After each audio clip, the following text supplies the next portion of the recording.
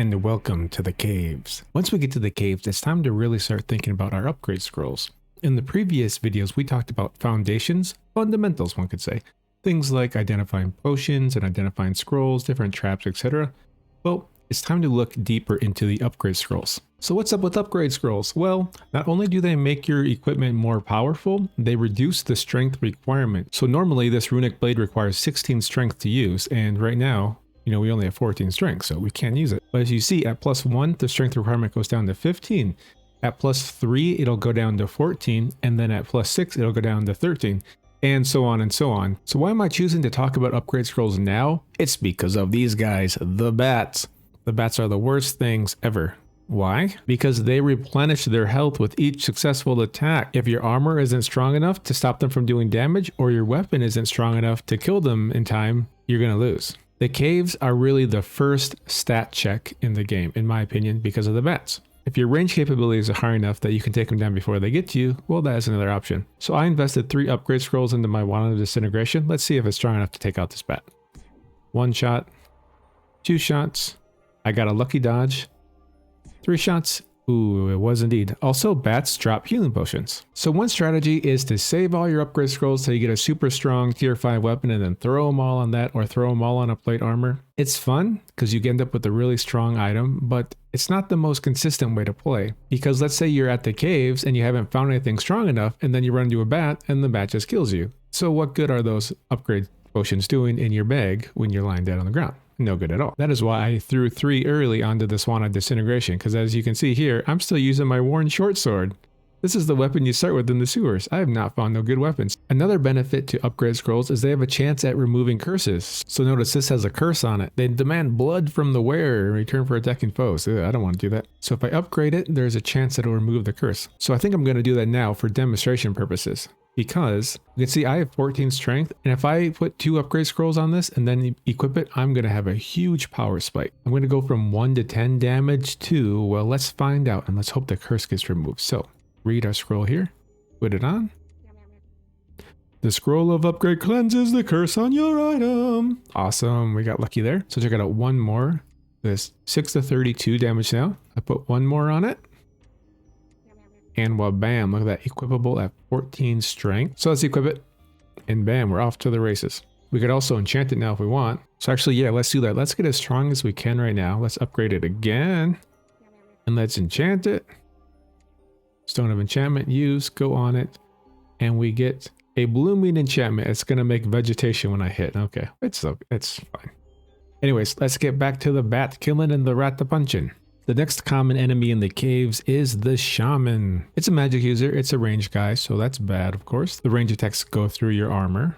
And when you get hit by the shaman's range attacks, there's a chance you can be debuffed. They have a weaken. This one in particular increases the damage you take. So we definitely try to not get hit by its range attacks. The most effective strategy for all ranged minions is just to step behind the door and let them come to you. That one didn't even see us, as we'd see this door opened up, so look, it went somewhere else. So that's good. Next in line for enemies in the caves, we have the Gnoll Brute. So brutes are the largest, strongest, and toughest of all the gnolls.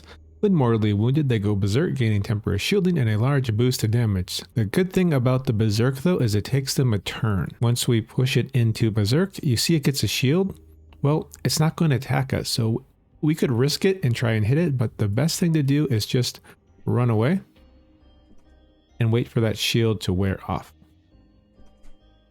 This is a bit of a bad place to be in, because we don't want to step away and get zapped by this guy. So I think I'll try and turn and burn, because being in melee with this guy is safe. It doesn't do much melee damage at all, but stepping away and getting hit from range will be painful. So let's do some guaranteed damage using our wand. We know we can't miss with this, and we take it out. Great. But usually what you want to do is just keep running away, and that shield will tick down over time, and then it will perish. Let's see if we can get a better example here. There we go. So we have the shield, and now we just run away. And we watch that shield ticking away, and there we go. Gnoll down. The caves have a lot of funny little nooks and crannies that in the other regions would probably be a hidden door, but in the caves, not so much. And the final enemy we will encounter in the caves is the DM200. This is a little mini boss. The final boss is the DM300, the big version of this. These are pretty big. They've got a lot of armor, hit pretty hard. Their increased size is their primary weakness. They're unable to fit into narrow tunnels and doorways of the dungeons. But they compensate by being able to vent their toxic exhaust. So if you get out of range of them, they will shoot their toxic gas at you. So here we go. It cannot fit through here, I believe. So it shoots gas at us. So we got to run away from the gas. So you can take them out from range, but if you do that, they'll gas you. The robotic minions are immune to bleed, I believe. Yep. But they're not immune to being smacked by a really strong weapon. You know what I just realized? I said the DM200 was the last minion. I forgot one. I think it's because they're so horrible. This enemy's so horrible. I completely blocked it from my mind. I don't even want to think of its existence. I think most people agree this is the most hated creature in the whole game. It is this little guy, the cave spinner. Look at him. Look at those beady eyes. Why are the cave spinners so annoying? It's because they poison you and then they run away. And the poison is not mitigated by armor, it's just damage you're going to take. Also, they shoot webs, which block you. If you step on the webs, well, you get stuck, obviously. A little hint about the webs is given here in the descriptions. It says they will try to block whatever path their prey is taking. So it'll shoot in the direction you're moving. So if I step forwards, it may shoot here. Which is a good trick if you're trying to run away. Because if I was trying to run away, it's going to shoot in front of me. So let's try this. See that? It shot right there. And now that frees me. If I needed to run away this way, I could. The main trick with the webs is just to throw a ranged weapon or a wand and just destroy them right away. I'm going to use the wand and notice it destroys the webs here. And for example, I'll just throw his tomahawk down here and that destroys those webs. So I'm going to pass the turn. Let's see if I can get poisoned. There we go. I get poisoned. There's damage every turn. So, and notice now it runs away from me and it shoots webs to cover its escape. They are so annoying, especially when you get a bunch of them. You try and kill one and then the other one poisons you and runs away. And then as you're chasing that one, the other one poisons you and that one starts to run away. It's so annoying. So let's go ahead and just disintegrate these webs. Notice I take 3 damage and I take 2 damage. You take a lot of damage from the poison. It's not fun. Alas, we have reached the Troll Blacksmith. The Troll Blacksmith is a friendly NPC that gives you a quest. It was recently updated. You used to just run through the floor and mine gold off the walls, but now you go into a special little mini quest space. So you need to get 40.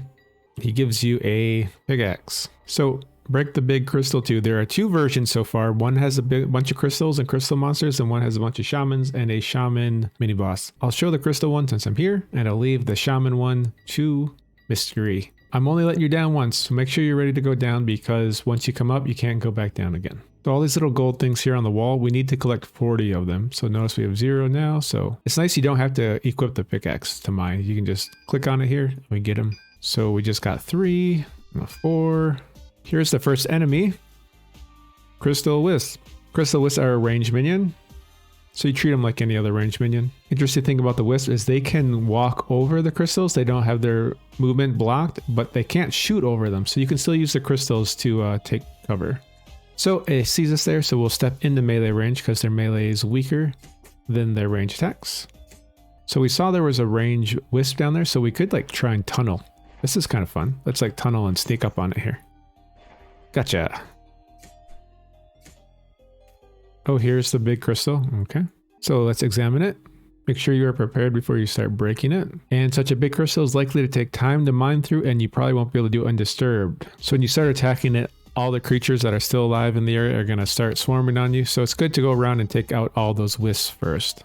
Okay, so this one's awake. It's going to start coming at us. So I'm actually going to just stay back here and stay safe and let it come right next to me and then melee.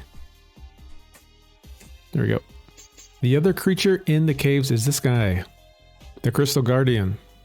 These large crystalline guardians almost look like statues if it weren't for their bright glowing eyes. The hardened crystal they're made out of causes them to be sluggish but very tough, so it's best to leave them to sleep in their crystal nest for as long as possible. So these guys you actually cannot defeat. Once you beat them, they just go in stasis for a while, then they regenerate. This thing about their crystal nest is the best. So see how it's kind of encapsulated here in these crystals? Well, it actually can't get out of there. So as long as you don't break any of these, it'll get stuck in there. So it's best just to avoid them. Unfortunately, we do have to mine this gold. So I just hope it doesn't break the crystals next to it. No, it doesn't. Great. So I'll just not smash any of these crystals. Okay, let's start the boss fight by walking up next to it and giving it a good old smack. So notice we get a little note here. The crystal vibrates as you strike it. Keeping this up is bound to draw attention to you. And then the vibration grows and rumbles through the whole cave. We have a telegraphed attack here. It's going to shoot a little crystal ray. So we'll just step out of the way of that and we'll keep on fighting. Hit, hit, hit. Bam. Continue the smacking. So this one, it's going to do multiple, so we just keep walking out of the way. Rinse and repeat. So the one trick to this boss is range damage is never going to work. You always have to get close to it.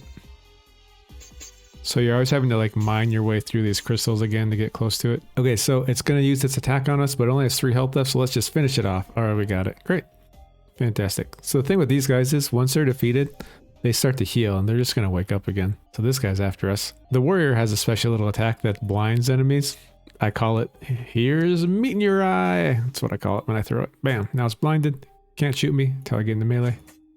Got it. Let's get my meat in case I need to use that attack again. Okay, so that seems like a lot, right? It is kind of a lot. Just to let you know, it is optional. You don't have to do it, but why do we do it? Well, for the upgrades. So we earn 3,000 favor by beating the boss and collecting all 40 gold. If you skip the boss, I think you get 2,000. I don't know exactly, but you can skip any of it. You can skip it all if you want. If you haven't found a weapon or plate armor yet, you can do the smith for 2,000 and it'll try forging one for you. And you have a pretty high chance of getting a good item. You get a bunch of money. My favorite thing to do is upgrade, of course. So an item below +2 can upgrade it. And then reforge is very good. But for now, I'm actually going to do nothing because these have to be identified for the blacksmith to do anything. So I'm really hoping to identify this and then find another one. And what I'll probably do is I'll come back with 2 plate armors and I'll upgrade it. And then I'll reforge them together. And then I'll probably harden my weapon. But we'll do that later. So that's that. Let's move on. All right, it's time for the boss. We find ourselves in this little room here, but it's actually a really big room. Look at all this space. So you may find yourself running around in circles and being like, where's the boss? Well, you have to trigger it. How do you do that? You trigger it by going in one of these corners. So see, if we zoom way out, there's 4 corners here. Each one has a pylon. We will get to the pylons later. So we step in this corner and bam. So here we go. Boss health is up. So where is it? It's around here somewhere. We just haven't seen it yet, but it's coming. There it is. The DM300, it's the largest and most powerful defense machine that the dwarves ever built. It's equipped with vents to jet its toxic exhaust and a high-powered drill that it can attack and disrupt the earth, and also connect to an energy grid, further enhancing its power. So if we look at these little things on the ground here, they're exposed wiring. If it steps on them, it gets some shielding. So like most enemies, it follows where you walk, so you just don't want to drag it over those. So get it to follow you straight, and hopefully it won't step on them. If it does, it gets a shield. It's not the end of the world. So there is its special attack. It's dropping the ceiling down on us and it's going to paralyze us. There's nowhere we can escape. Where you want to go is a square that doesn't have the graphic above it. And there's always a free space next to you. Unfortunately, in this time, we got unlucky and the free space happens to be occupied by walls. So one strategy to fighting the boss is to not stand next to walls. We messed that one up. So fortunately for us, we have Timekeeper's Hourglass. We could freeze time and run away. But if you don't have that, one thing you may have is a Stone of Blink. So you could use that here. Another thing we could do is try and knock the boss back or root the boss. So when we're paralyzed, it won't do that much damage to us. We could try like a Stone of Fear. It might make it flee for a little while. Let's try that since we have 3 of them. I don't know if this even works, so let's try it. Another thing we could do is, try and drop a seed or something. Let's try this Stone of Fear. I'm gonna throw it. And it was blind. It was feared during that time we were paralyzed, so we didn't take any damage. So that's one way you can do it. So this time I'm gonna be a little smarter. I'm gonna get away from the walls here. I'm gonna get to a spot where it's not gonna step on the wiring when it chases me. And it's shooting some gas, so you actually have to run away from the gas. So I'm hoping it'll come down here and then to where I was. Let's see. Actually, it's not because I have this ring of haste, so I'm going to just keep straight so it doesn't step on the wiring. I'm going to throw some rings and do some range attacks while I stay out of the gas. So this boss has a phase 1 and a phase 2. Every 100 hit points, it pushes it into the phase 2. When you get close to initiating phase 2, it's helpful to be near the center of the room because it can't fit through these skinny hallways, and you can use that to your advantage to get out of its way to escape. Because it starts running really fast as well during phase 2. So let's go ahead and melee it a couple times, see if we can push it into phase 2. No, we can't. And we shoot some gas, so we're going to run away again. Get out of the gas.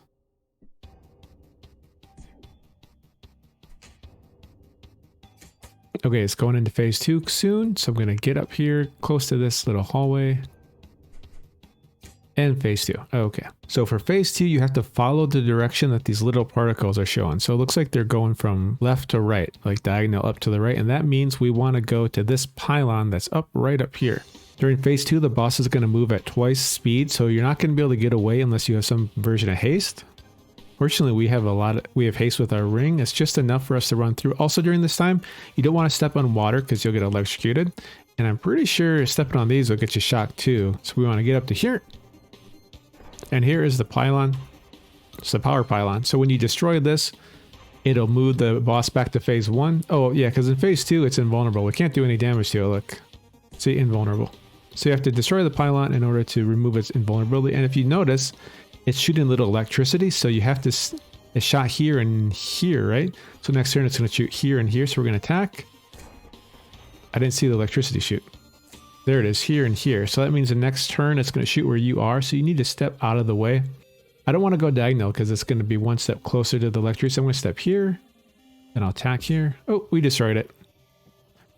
That's the benefit of having a strong weapon. Oh, and here we go. It's caving in the ceiling again. But as we can see, this square here is not occupied by particle effects. So we step into there. And then let's go ahead and shoot it. There we go. And we're not paralyzed. We make it out. Let's go and get out of here. Run away. Okay, we'll do some range attacks as we start pushing towards phase 2 again. It kind of cycles back and forth. Phase 1, phase 2. So here we go. At 100 health, it'll go into phase 2 again. So step down here to avoid the paralyzing and keep on attacking. We'll use some of our gladiator abilities here. Clobber. Knock him back. Where did it even go? Oh, it's way up here. Okay. You know what? We're about to get into phase 2, so I may just go ahead and start to get closer to the hallway here, and then just smack it. Guaranteed hit here. There you go, phase 2. Oh, look at that. It doesn't take... It takes exactly 1 damage. The rest of it was invulnerable. So you can't do overkill damage on that. And we notice the particle effects are going down to the lower left. So we'll go sneak through this way. And notice it's going to come through here and break the walls down, but that slows it down and it gives us enough time to get down to this pylon. And same thing, we watch the electricity and we want to step where the electricity isn't. So next turn it's going to be here, so we want to step over. There we go. We avoid getting zapped. We attack and we step down, so it's going to zap there next. Then we take it out in time. Here we go. Music changes again. We know we're in the final phase. The last 100 health. Here we go. Let's take it out. I'm going to throw a boomerang. And it's probably going to shoot gas at me.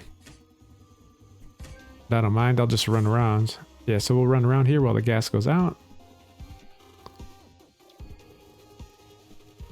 Let's keep our range attacks going.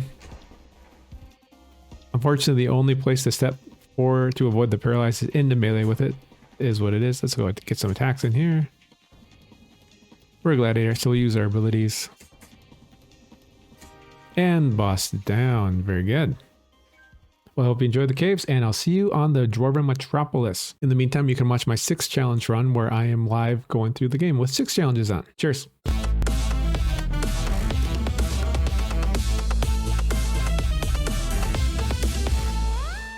Running from cave.